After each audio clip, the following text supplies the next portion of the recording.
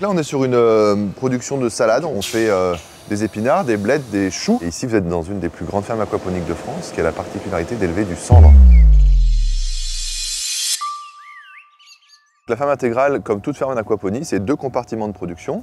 Un compartiment aquacole qui, chez nous, élève du cendre dans un système recirculé, donc avec un taux de fermeture le plus élevé possible, donc on peut consommer le moins d'eau possible à l'année.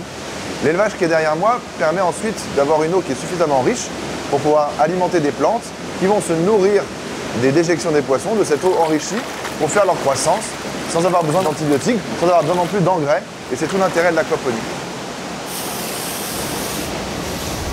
Et de l'autre côté, une partie végétale, sous serre, dans des bassins de production, où les plantes ont les racines dans l'eau, avec une capacité de production de 80 à 90 tonnes par an, et qui se passe sur près de 6000 m² de production juste à ce côté de chez nous. L'idée, c'est pas de remplacer l'agriculture de demain, c'est bien de venir apporter une complémentarité, et surtout une mission de continuité d'apport.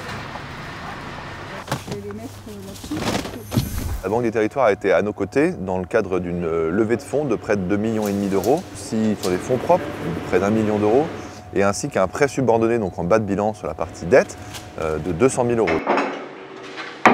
C'est aujourd'hui ce qui nous permet de fournir jusqu'à 200 000 repas par an, 45 tonnes de poissons et 90 tonnes de légumes. Avec nous, la Banque des Territoires permettra d'aller essaimer ce projet vers d'autres lieux, et on les remercie pour ça.